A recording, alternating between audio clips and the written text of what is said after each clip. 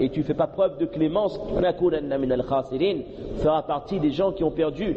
On le dit avec sincérité, assurément, Allah Azza wa Jal va accepter le tawbah. Donc la dernière fois, on avait traité de ce point-là, comment demander tawbah. On avait surtout insisté sur la première condition, regretter, et comment arriver à ce point où on va réellement regretter un péché. On avait dit qu'il est important que la personne s'instruise, lise un peu les textes du Coran et les hadiths concernant ces erreurs. Et ça nous ramène vers la première étape pour lire les textes concernant nos péchés afin d'en prendre conscience. La première étape, c'est une solution proposée, c'était de mettre par écrit nos erreurs, de faire une fiche Ramadan 2012, état des lieux spirituels, d'accord. Et là, écrire mes erreurs sont telle chose, depuis mon réveil le matin jusqu'à le coucher, voilà mes erreurs qui reviennent tout le temps.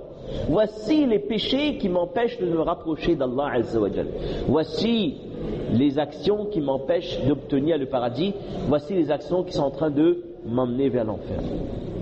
Vous savez, parfois qu'on lit l'histoire des Sahaba, ridwanullahi alayhim ajma'in, il y a des récits qui nous interpellent, il y a des récits qui nous laissent perplexes.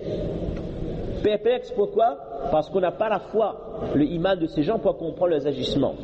On est en train de lire un verset sur Salat al-Tarawih,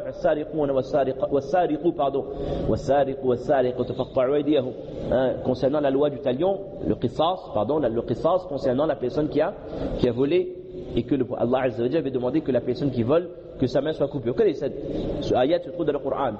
Et il y a l'histoire d'un sahaba qui effectivement avait volé, et que le sahaba s'empressait, il voulait absolument que le prophète sallallahu alayhi wa sallam ordonne la sentence de couper sa main.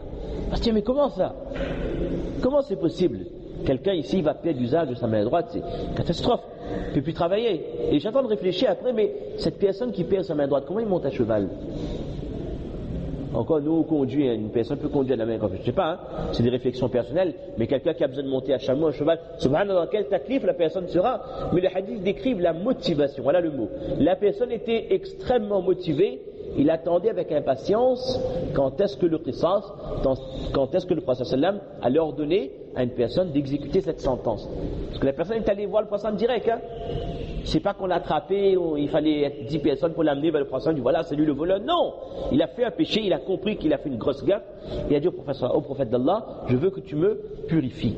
Ça nous rappelle l'histoire également de cette dame qui avait fait l'adultère, qui était voir le prophète, dit Ya Rasulallah, tahirni, purifie-moi au prophète d'Allah. J'ai fait l'adultère. Et le prophète m'a dit, et cette dame attendait un bébé donc.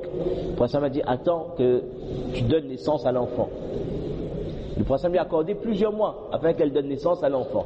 Les ulama disent que pourquoi le prophète lui a accordé ce délai? Le prophète avait espoir que cette dame, pendant ce temps-là, demande tawbah à Allah et puis qu'elle n'ait plus envie de revenir. Puis la personne revient, la dame revient, elle dit au prophète d'Allah, tahirni. Avec l'enfant, la main dit que non, attends que cet enfant puisse consommer, puisse boire, puisse manger, etc. Donc, on voit que les sahaba, ridwanullahi alayhim ajma'in, eux, ils avaient compris les deux mondes distincts. Ils avaient compris le monde du dunya et le monde du akhira. Ils avaient surtout compris la relation qu'il y a entre ce dunya et le akhira. Que si je fais un péché ici, et que si jamais, si par malheur, je retourne auprès d'Allah Azza wa Jalla le jour des comptes avec ce péché toujours avec moi, c'est une catastrophe. Donc il faut absolument me débarrasser de ce péché dans ce dunya. Eux, ils avaient compris. Et donc, cet homme-là, il va voir le prophète pour qu'il le purifie, pour qu'il coupe sa main, Allahu Akbar. Et là, le prophète ordonne la sentence, et le hadith décrit, il dit que quand la personne voit sa main tomber, c'est comme si qu'il repousse, comme quelque chose d'impur. Il dit en arabe que c'est toi qui voulais m'amener dans le Jahannam. C'est comme si qu'il maudit cette main qui tombe. C'est comme si que vous avez quelque chose de sale dans la main que vous jetez avec dégoût, avec dédain. Et il dit que c'est toi qui voulais m'amener vers l'enfer. Va-t'en, sors maintenant. Quand on lit ça, on se dit que ajib ça, ces réactions. On est perplexe. On ne sourit pas, on n'est pas touché. On se dit que mais comment est-ce qu'une personne peut réagir comme ça? Ça, c'est quelqu'un qui vit avec les pieds sur terre, mais c'est comme si que son cœur est avec Allah Azza wa Jal. Et c'était le cas de tous les sahaba ridwanullahi alayhim ajma'in. Il y avait un récit, subhanallah, on disait ce matin encore, sur un verset du Coran concernant la foi, et le prophète avait demandé à un sahaba, j'ai plus son nom en tête, il a dit le nom du sahaba, kayfa asbahta, comment est-ce que tu t'es réveillé ce matin? Il a dit, ya Rasulallah, asbahtu mu'minan kamila, asbahtu mu'minan, comment s'appelle le sahaba? حارث. dit يا حارث كيف أصبحت جزاك الله خير وبارك الله فيك يا حارث كيف أصبحت. Il dit comment est-ce que tu t'es réveillé ce matin? Il dit qu'avec la foi complète. Le prophète dit attention Harith, toutes tes paroles doivent avoir une réalité. C'est quoi la réalité de ta foi? Et il explique, il dit que quand je vis, c'est comme si que je suis devant le trône d'Allah, c'est comme si que je vois le paradis, c'est comme si que je vois l'enfer, et tout ce qu'il y a de ce dunya, ça ne me fait rien du tout. Mon cœur est avec Allah, j'attends que ce moment de rencontrer Allah. En ce sens, c'est ce que Harith a dit. Le prophète alayhi salatu wassalam l'a écouté attentivement, il a dit Harith, tu as dit vrai, reste ferme, reste sur ce droit chemin, reste dans cet état spirituel là. Ça c'était la foi, le iman des sahaba. Donc subhanallah, on a vu donc comment se débarrasser des péchés, comment apprendre à regretter et comment prendre un nouveau départ. Parce que l'objectif, c'est d'arriver à un nouveau départ. Comme on a dit, il n'y a pas une personne, il n'y a pas un être humain, un insan qui peut se dire que j'ai pas de péché. Ça, c'est pas possible. Tout le monde accomplit des péchés. Maintenant, le mois de Ramadan est le mois propice où toutes les conditions sont réunies pour pouvoir regretter le péché, sachant que Shaitan n'est pas là, et demander tawba à Allah, plus encore, sachant qu'Allah Ta'ala pardonne à toutes les personnes qui font le moindre effort pour lever les mains, pour essayer d'obtenir son contentement. Et donc, si une personne peut faire la liste de ses péchés et essayer de les éliminer un par un, même si c'est tous les ans, il en enlève 2, 3, 4, mais Allah Ta'ala ne serait, subhanallah, va voir, Allah Ta'ala, il connaît déjà ce qu'il y a de le cœur, Allah Ta'ala voit que la personne a envie de se rapprocher de lui. Et c'est ça le plus important, mes frères, de montrer à Allah Azza wa Jal qu'on est prêt, qu'on a envie de faire un effort. Et ça rejoint le hadith, très connu également, dans lequel le prophète explique quand une personne se rapproche d'Allah d'un pas, Allah Ta'ala se rapproche de lui de 2 pas. Avec différentes métaphores, un empan, une coudée, quand quelqu'un vient vers Allah en marchant, Allah vient vers lui en courant. Et on dit que qu'est-ce qu'on comprend à travers ce hadith? Le tawfiq. Si quelqu'un a eu le tawfiq de faire un pas, si Allah Ta'ala voit que la personne fait un effort, Allah Ta'ala ouvre les portes du Qaboul. Si Allah Ta'ala voit que quelqu'un a fait un effort, il essaie de se rattraper, il essaie de se rapprocher d'Allah, Allah Ta'ala l'accueille. Allah Ta'ala ouvre les portes pour la personne.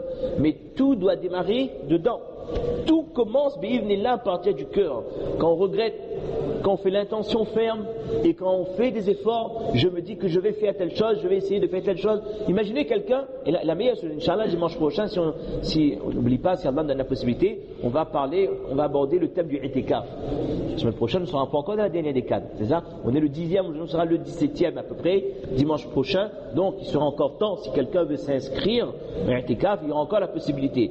Et honnêtement, si quelqu'un veut un changement radical dans sa vie, le i'tikaf est la meilleure des solutions.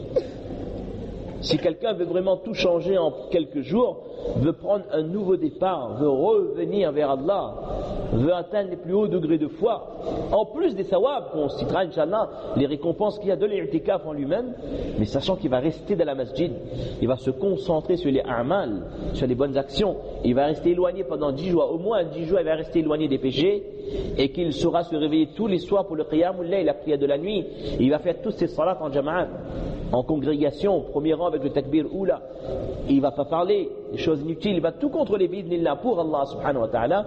Alors franchement, cette personne-là pourra prendre vraiment un nouveau départ. Et si quelqu'un il fait le niyyah de faire i'tikaf dans le but de se rattraper d'années, d'une vie même de péché, ben Allah ta'ala va voir un signe fort dans son intention. Allah ta'ala va voir que la personne est motivée, elle a envie de revenir vers lui. L'i'tikaf, mes chers frères, c'est un trésor, ça, c'est un cadeau qu'Allah accorde à qui il veut. Et celui qui le fait, subhanallah, c'est un élu.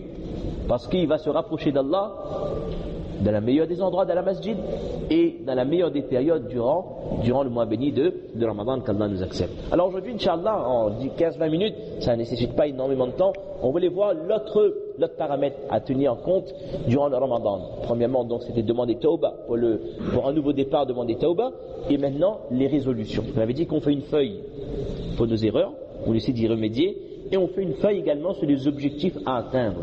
Qu'est-ce que j'aimerais faire? Parce qu'un mu'min doit avancer. Le mu'min doit faire en sorte que de jour en jour, j'allais dire d'année en année, mais de jour en jour, sa situation s'améliore.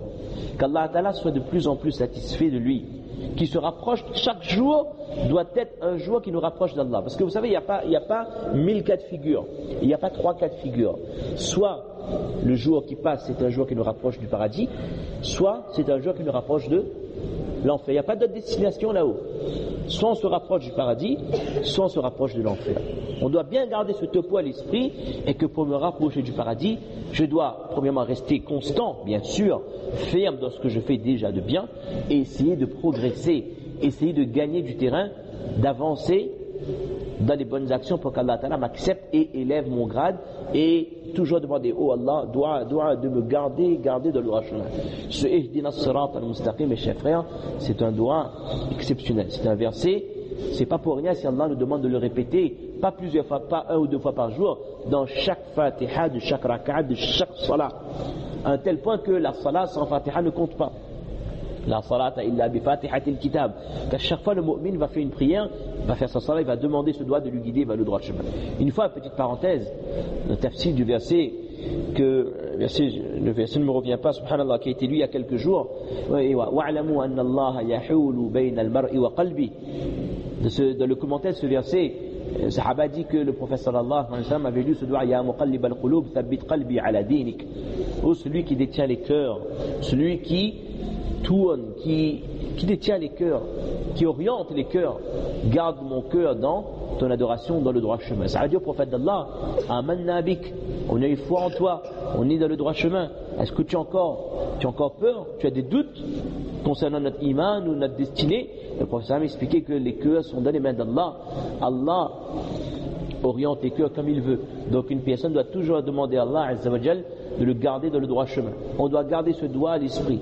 Et même quand on va rompre le jeûne, ça doit faire partie des doigts prioritaires où Allah garde-nous dans le droit chemin. Allah madina sirat al-mustaqim.